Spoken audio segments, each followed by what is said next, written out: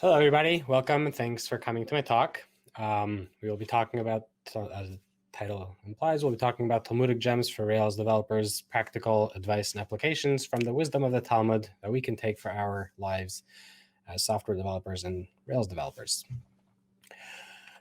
So in 1977, Rabbi Menachem Schneerson, known as the Lubavitcher Rebbe, one of the foremost Hasidic masters of the 20th century, suffered a heart attack on the night of the Jewish holiday of Simchat Torah. His followers were devastated, and they all gathered to pray for him. The next night, with hundreds of his followers in the synagogue praying for his recovery, the Rebbe wanted to address his followers, but obviously the doctors wouldn't allow that. And instead, his followers arranged for an intercom to be set up from his room on the second floor to the synagogue in the basement.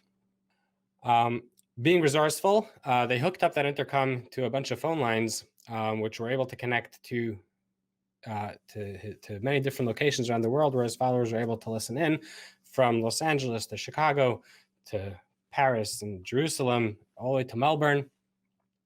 Quite a technical feat. Remember, this is 1977, before Zoom or even the internet was a household word. And during his talk, the Rebbe noted how what started as an impediment that didn't allow him to come down and address his followers in person actually turned out to be an opportunity to allow more people all around the world to participate and hear the message. Of course, many of us find ourselves in a similar situation. Of course, we would all prefer to be crammed together in a ballroom in a hotel, listening to this talk in person, seeing each other, being able to shake hands, hug, see, touch each other. But we can all, of course, realize the silver lining in the situation, whereas in most years, there are many people who would love to be at a tech conference, but due to family or personal or professional obligations are not able to attend. This year, you're all able to attend wherever you are from the comfort of your own living room and your home. You're all at RailsConf this year.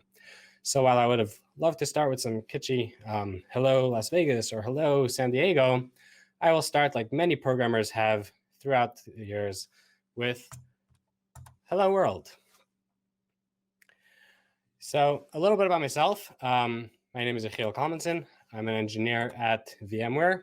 Though I was not always an engineer, I spent the first few decades of my life studying Talmud, being ordained as a rabbi and serving as a rabbi and a teacher for a few years, eventually making a transition into the world of tech. I learned programming, became a web developer and a software engineer, and now I write code. Though an interesting similarity between rabbis and Talmudic scholars in general and programmers is that what we see as our professional vocation is also taken as a hobby, and we end up doing it also on the nights and weekends. So even while I transitioned to tech and became a programmer, I still obviously kept my Talmud study. I kept up my Talmud study regimens. I still learn till today. And in the course of this journey that I went on, I've noticed a lot of parallels between Talmudic study and programming, and a lot of the lessons that I learned during my years of studying the Talmud were able to transfer really well and help me out in my career and my growth as a developer. And some of these lessons I want to share with you today. So many of us are familiar with the trolley problem, where you have a trolley that's barreling down the track. Straight ahead on the track, there are 5 people who, if nothing happens, will be run over. There's an operator standing by a lever who's able to divert the trolley over to another track, but by doing so, he will be killing a person who's lying on that track. So now the trolley operator has a choice to make. Do they let the trolley go straight? Do they do nothing and let 5 people die? Or do they divert it and actively kill a person? And of course, this problem has evolved and grew. There are many different versions of it and many different ways how to arrange the variables, how to make it a little more difficult or easier. But of course, such ethical dilemmas don't only affect Rails operators, they affect Rails developers and, of course, programmers in general. The work we do often has big moral implications, and navigating them can be pretty tricky and pretty tough. Oftentimes, there are no correct answers. Many times, you'll be left with more questions than you started, and that is a lot of what makes Talmud study so engaging and fun, is that also you always end up with more questions than you started. And while I will not be able to offer answers in this talk, I do hope that you will walk away with a new appreciation, a new way to ask these questions, and a new way to think about these questions. So what is the Talmud? What is the Talmud? The Talmud, I'm sure many of you have heard the word Talmud. Some of you might have heard a saying here or there. But in short, the Talmud is the written record of the conversations of the ancient Jewish sages. It serves as the primary repository of the law, legend, and lore of the Jewish people, and it's the essential focus of rabbinical scholarship. What the Talmud is not, it's not a dry textbook. It is a very living document. It is, it doesn't just give you the laws and this is what you got to do. This is this is the answer. It's a record of the actual debates. You can hear that when learning it, when immersing yourself in Talmudic study, you can almost hear the Talmudic sages argue in the background. You can put yourself right in between them into the study hall, into the debates. It's almost like a living, breathing Twitter thread where you can actually be part of the conversation. Jews have been studying the Talmud for over 2,000 years now. And like I said, when I made the transition into tech, I found many, many parallels between Talmudic study and software engineering. For one, both of them deal with abstractions. The Talmud calls it mevin davar mitoch davar, to tease out, to understand one thing from another thing, to tease out an abstraction from a concrete example. When you have a spec and you turn it into a program, or when you have a program that's that has one use case and you try to abstract it out to be applicable in many situations. Similarly, both the Talmud and software engineering, while both of them being highly analytical, have a very strong creative component to them. And also, both the Talmud and software engineering require intense periods of intense concentration and maintaining context over long periods of time. I'm sure we're all familiar with the frustration of being in the zone and then someone just pulling you for a 2-minute question and losing everything.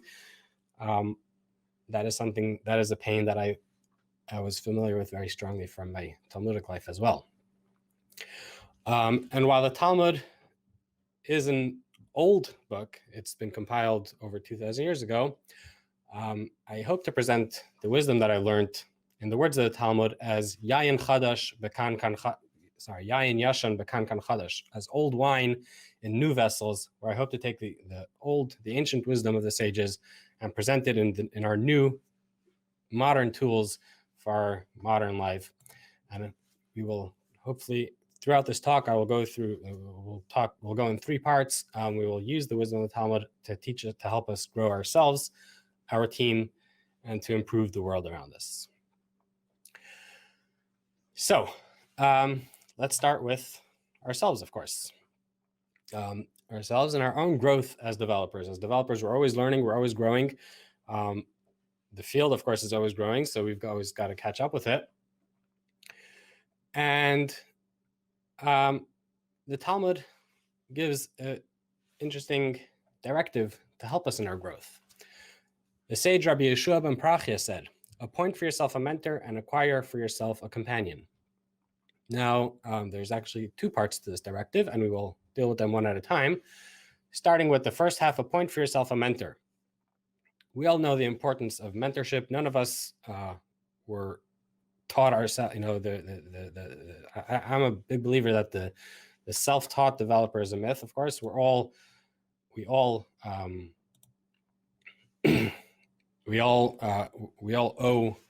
a lot of our knowledge, whether it be through books or through courses or through a mentor or a teacher or a teaching advisor or a college course or a boot camp, whatever it is. We all we all depend on others to get to where we are. And finding a mentor, finding someone that you can build this relationship with, someone who you can ask questions to, someone who can help you out, someone who can provide a sanity check when you need, is very, very, very important. But of course, the question is, how do you find a mentor? It's not always easy. And I can tell you from my own personal experience, both as a mentor and as a mentee, none of those relationships ever started with one person going over to another and saying, hey, can you please be my mentor? I'm sure there have been mentor-mentee relationships that started that way. Just from my experience, most of the relationships I've been in started more organically. Someone I was friends with, or someone I looked up to, or someone I've seen around and interacted with, maybe on Twitter or online or at a meetup. And then one day you say, hey, can you please help me out over here? I have this problem I can't figure out the answer to, or, can you please take a look at this code? Give me some feedback. And the basic idea is, as another Talmudic sage, Hillel, said, one who is timid cannot learn. Lo habaishan lamed. Don't be afraid to ask. Don't be afraid to ask. If you have someone in your life like that, feel free, please do ask, in fact. I can tell you for myself, when people ask me a question, that's the biggest ego boost I can imagine. The programming community is very welcoming, is very friendly, is very open. We love helping. Just ask. It's the biggest compliment to when you of course it's intimidating to approach someone, especially someone who you might look up to, someone who you might think is like way beyond you. But trust me when I'll tell you that they will be more flattered if you do ask. And of course, the flip side, Hillel continued, he says, nor can an impatient person teach. Lo hakaptan melamed. If someone does approach you and ask you for help, even if you don't have the time at the moment to help, please answer with empathy, with patience, explain why now might not be a good time, point them in the right direction where they could find someone to help them. Of course, if you could help, definitely please do help. We'll get more into that later.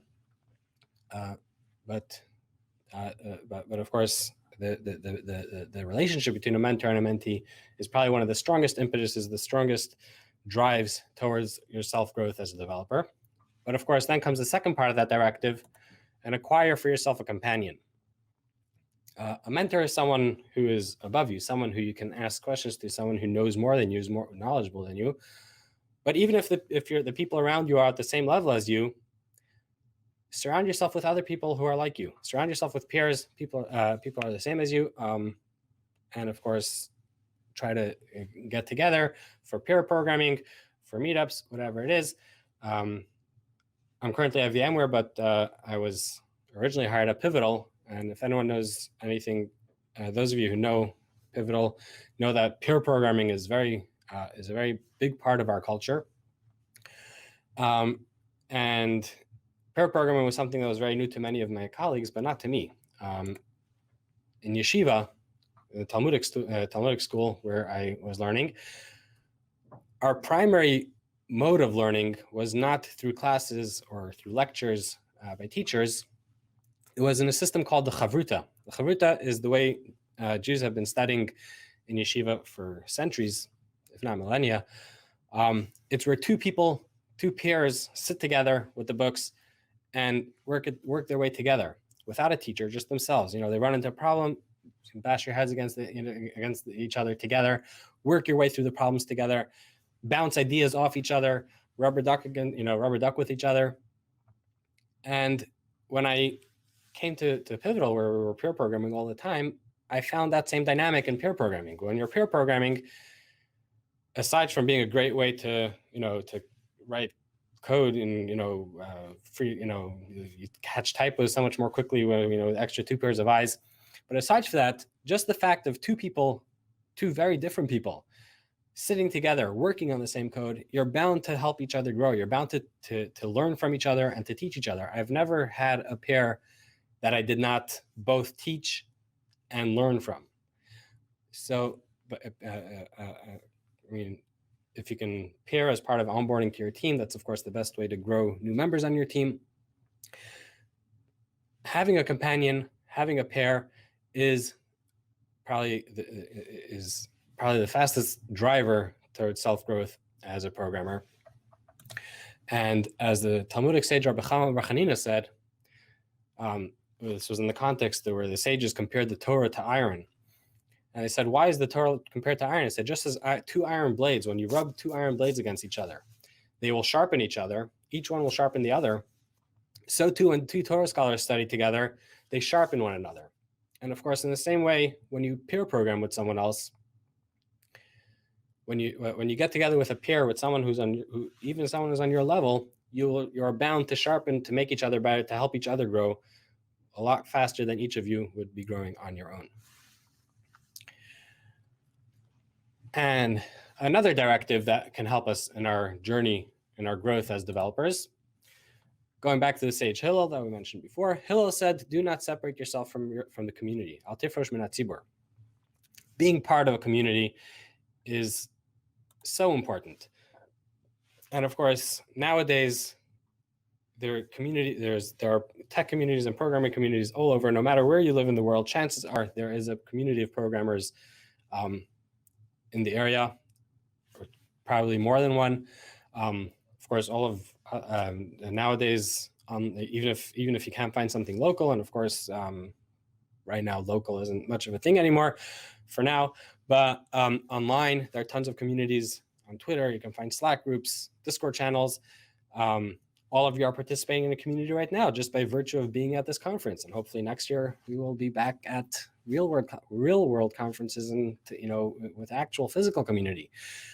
But being part of a community, aside for being a great way to find mentors and peers, like we mentioned before, it's just having a sense of belonging and a sense of community, and seeing that there are so many other people who are going through the same thing as you and learning the same thing as you, and happy to share their resources and happy to take your resources. All of that can boost your growth so much better. And finally, another tool in our self-growth as developers is consistency. Many of you may be familiar with the 100 Days of Code Challenge, where you challenge yourself to code a little bit every single day for 100 days. And as a disclaimer, I do not condone all of you having a GitHub chart like that. In fact, I definitely don't. And, I wouldn't even say that's a goal of mine. In fact, for a while, I went on a small crusade to rename the 100 Days of Code to 86 Days of Code, which is similar to 100 Days of Code, just you take one day a week as a mental health break so you don't burn out. Didn't catch on, but you can still find the blog post at that URL over there. But the point of challenges like the 100 Days of Code or 86 Days of Code is to build consistency, to build habits. And the number 100 is significant. As Hillel told Bar Heihei, that one who reviews their studies 100 times is not comparable to one who reviews their studies 101 times. And now that might sound a little extreme. I don't think any of us has ever reviewed something 100 times. But keep in mind that this was about 2,000 years ago, before the invention of the printing press, and writing books by hand was extremely time intensive and resource intensive. And the primary mode of transferring knowledge from teacher to student was orally. And the primary mode of students retaining that knowledge was through repetition. And students would often repeat. The teacher would give a lesson, and then the students would go on their own and repeat it over and over and over to commit it to memory. And apparently the norm was to repeat every lesson 100 times. And what Hillel was saying was that the point is not the 100 times. The point is what happens at the 101st time. When I did the 100 Days of Code Challenge, where I really noticed the growth was not on the 100th day. It was on the 101st day when I just sat down and coding was natural. I didn't have to force myself. I didn't have to consciously, I have this challenge. It just happened. Because by doing something over and over and over every single day, or not every day, if you take a break, but the point is the consistency, say 3 times a week, or, every weekday, or every Sunday night, or whatever it is. By building that consistency, you build habits, you make it part of you, and that's where true growth happens. So much for growing ourselves. But of course, none of us is an island. And we're all part of teams, and different teams have different dynamics. And every team is different, of course, depending on the size, depending on who's on the team, depending on the individuals. But every team will have, there'll be more senior members and more junior members, and it'll be sort of implied that the seniors will help out the juniors, help mentor them, help grow them, help provide pointers. And we've spoken about mentorship previously, more from the point of view of the mentee, and how important it is to them. And I don't think too many people need convincing of why it's important to be a mentee, to accept mentorship. But let's look at it from the mentor's perspective now. Why should I mentor? Mentoring obviously takes time, takes resources, takes energy, time that I could be devoting, doing stuff that I want to do, or I can, as a 10x engineer, I can probably, I can whip up a whole app in an afternoon. Why should I spend that time helping someone else writing just, fixing one small bug? And of course, many people will give you many different answers of why it's important to mentor, the importance of paying it forward, remember where you were, mentoring a junior will make them a senior. Bringing them up to speed will lighten your workload in the future. It's an investment or whatever. But the sages of the Talmud recognized that that in a mentor-mentee relationship, the main beneficiary is not always the mentee. Sometimes it is the mentor. Rabbi Hanina said, I have learned much from my teachers and even more from my colleagues, but from my students, I have learned more than all of them. When you help someone, when you're teaching someone, when you're teaching a junior, someone who doesn't share the context, the knowledge that you have, many, many times you will find that you've gained a whole new perspective. Many times you'll find that, just by taking a complex topic and trying to break it down into simpler components, or just by trying to explain an idea without a piece of context that you've always had implied, many times you'll gain a whole new understanding. Or just by the mentee asking questions and prodding and trying to dig deeper. Rabbi Nachman Bar Yitzchak asked, why is the Torah likened to a tree? And he answered that just as a small piece of wood, a small match, can ignite a large log, so too a junior scholar can sharpen the senior by asking questions, by prodding, by challenging their assumptions. Oftentimes engineers just do things because that's the way we always did it, but never thought about the why. Why did we always do it that way? Is there a better way? Is my understanding wrong? So just by virtue of helping and teaching others, you will grow yourself as a developer as well, not just the mentee, but the mentor as well. And of course, mentoring is not just for seniors. It's never too early to help others and to teach others. As the Lubavitcher Rebbe said, if you only know Aleph, if you only know the first letter of the alphabet, don't wait until you know the whole Torah. Don't wait until you're a big scholar. Go find someone who doesn't know Aleph and teach them Aleph. I can tell you from my own journey, I went, I studied at a boot camp, and, we would go through our lessons, our labs, and obviously after a few hours, your brain is frazzled already, can't look at another problem in another lab. One of my favorite pastimes to do was to go into our Slack channel and find students who were struggling with some of the labs that I had just completed and help them out. And what I found was that by helping other students with something that I thought I knew already, I passed this lab, I got it, I knew it, but by helping others, it always helped me understand it better. It always solidified it better. I always was able to get a new angle, a new understanding, something I thought I understood and I may have understood a little wrong. By explaining it to someone else, I got it, So no matter where you're holding in your journey, whether you're a senior, whether you're a junior, whether you're just starting out, find someone who doesn't know Aleph and teach them Aleph. But what if you can't find a mentee? What if you can't find someone to teach? What if you're completely at the beginning of your journey, or even later on? There's no one around. There's no one who needs the help right now. So let's go back to one of the directives that we mentioned earlier. We said acquire for yourself a companion. We took a lesson from that for pair programming. Now, one thing about the Hebrew language is that Hebrew has a very wishy-washy relationship with vowels. Vowels aren't always included in the words, so there's room to play around with that and add different vowels. And the rabbis always have a field day with that. They'll learn lessons from one verse. They'll learn multiple lessons depending on which vowel they use. So the Hebrew for acquire for yourself, the word uknei, if you change around the vowels a little bit, it'll be v'kane lecha chaver, and let a pen be your companion. So that can, of course, be a literal pen. Writing notes is really, really helpful.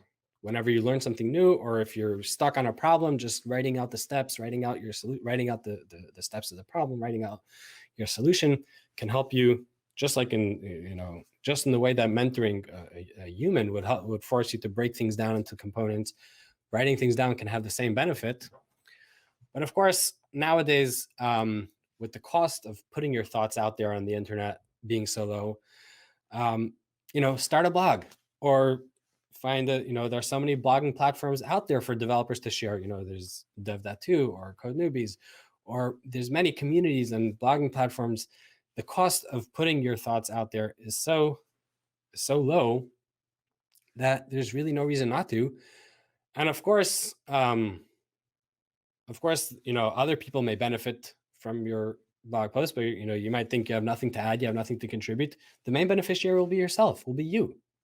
You just by putting your thoughts into words, by breaking it down, by putting it in the form that an audience can consume it, that'll give you the same benefits that we mentioned earlier of mentoring others, even if the others may be separated in time and place by the medium of a blog post. So finally, of course, there's ourselves and our teams, but of course the code that we write is not just for ourselves, and it's not just the tools that our team uses. Most of us are working on code that we put out into the world, and we expect others to use as well. And of course, in that sense, when it comes to that, when we cross that threshold and put our product out into the world, now we already have a responsibility for others, a responsibility for how our code will be used. Of course, we all hope that our code will be used, that our product will be used for good, will be used to make the world better, to improve the world. Many of our products are designed to solve a problem in the world. And of course, I think as programmers, we have a very unique strength in this aspect of seeing a problem in the world and trying to solve it. Let's go to a story.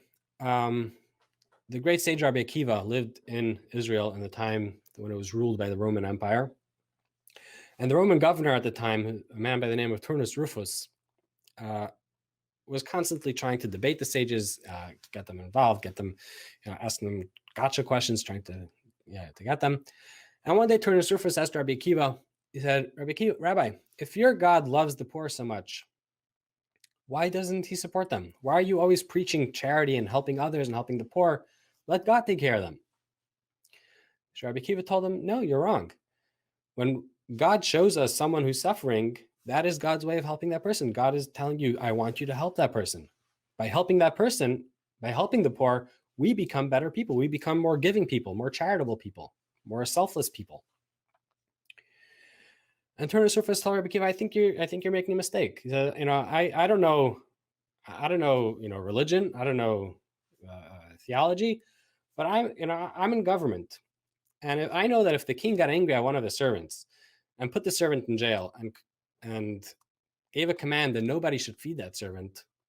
So if someone went behind the king's back and snuck some food into the jail for that poor for that poor servant, the king would be furious. The king would want to punish him. So Rabbi Yechiel told Turnus Rufus, that's a great analogy. You got one detail wrong, though. Imagine if instead of getting angry at his servant, the king got angry at one of his children and put his child in prison and said that no one should feed the child. Now, one of the king's friends who knows the king's temper went behind the king's back and, fed the child, kept him alive. Once the king calms down, don't you think the king would be thankful? Don't you think the king would send the person a present? And of course, in the same sense, we're all God's children. And when someone is suffering, it's not because God wants them to suffer. It's not because that's how the world is. It's because when we see someone suffering, it's because we want God wants us. God is showing that to us so that we can help them out. Now, this conversation between Turnus Rufus and Rabbi Kiva survives well into our day and age. It's been documented. It's some of you might be familiar with it as the just world fallacy. It's a common logical fallacy that we all suffer from to some extent or another, where when we see someone who's down on their luck and we're just tempted to assume that that person deserves it. That person did say, you see someone homeless and you think, oh, if only they'd get a job. Or, you see someone who's suffering health situations like, oh, what did they eat? What did they, did they watch themselves? Did they, maybe they should try meditating, or did they try losing weight? Or whatever it is, whenever we see someone who's down their luck, we have a need to feel that the world is just. And therefore, if someone is having a hard time, it's probably because they did something to deserve that. And of course, like I said, we all, this is something that we all have to struggle with, no matter your politics, no matter your religious background, no matter who you are, really. And what Rabbi Kiva was telling us that, no, this worldview is wrong. When we see suffering, when we see someone who's down on their luck, it's not because that's the way the world is. When we see someone suffering, that's because it is our, that is what we have to fix. That is our job to fix that. And as programmers, I think we're especially equipped to deal with that. We're all familiar with error messages. Error messages are bread and butter. And, I remember going back to my earlier days in boot camp. I remember like one of the biggest aha moments I had. One of our instructors was live coding a lesson, live coding a feature. And of course, nothing works the first time. You put some code on the screen. He ran the file and ran into an error message. And my thought was like, oh my God, that's so embarrassing for them. Like it just, their code just blew up. It just made a mistake. But before I had a chance to even think that, completely unironically, like, oh, great, we got an error message. Let's see what it says. And I started working through that error message. And of course, the more and more, as we went further and further in the curriculum, the more that kept happening and the more that attitude was drilled into us, that error messages are your friend. Error messages are good. Error messages show us what needs to be fixed. As Steve Klabnik told a friend of mine, Avi Flambaum, he said, in programming, you're spending the majority of your time with things being broken. I mean, if they'd be fixed, if everything worked, you'd be done programming. No one hires programmers to babysit working apps. Like if everything is working, you're not needed. You're getting a paycheck from fixing broken things. When things are broken, that is your job. That is what you do. Especially those of us who practice test-driven development, we know that feeling of going from one error to another error, fixing one error after the other. Just in the same sense that New York drivers don't drive somewhere; they just cut everyone off until they get there. Programmers don't really program an app. We just fix errors until we got a working product. And and of course, we here in the Rails community, the Ruby community, understand the importance of that even more. With our focus on being nice, and it's not just a slogan. Of course, everyone experienced firsthand how the Ruby community is so welcoming, and so really, the language itself is nice to us. So, in fact, just digging through the Rails repository, here's for example, a pull request by my friend Ben Greenberg to make the language in the code more inclusive. This isn't even something that an end user will see. This is just something that the maintainers on Rails code will see. Or this issue raised by my friend Ariel Kaplan. Both of my friends Ben and Ariel will be giving talks at this RailsConf as well. You should watch them too. But to make the Rails, the famous Rails landing page, to make it more inclusive, to make it look more like the people who use it.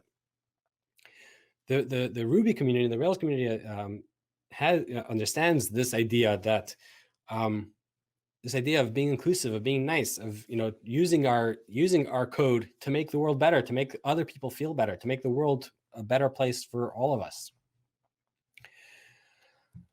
But of course, it's not always so easy, and it's a lot easier to say, "Not my problem." You see, there's problems in the world.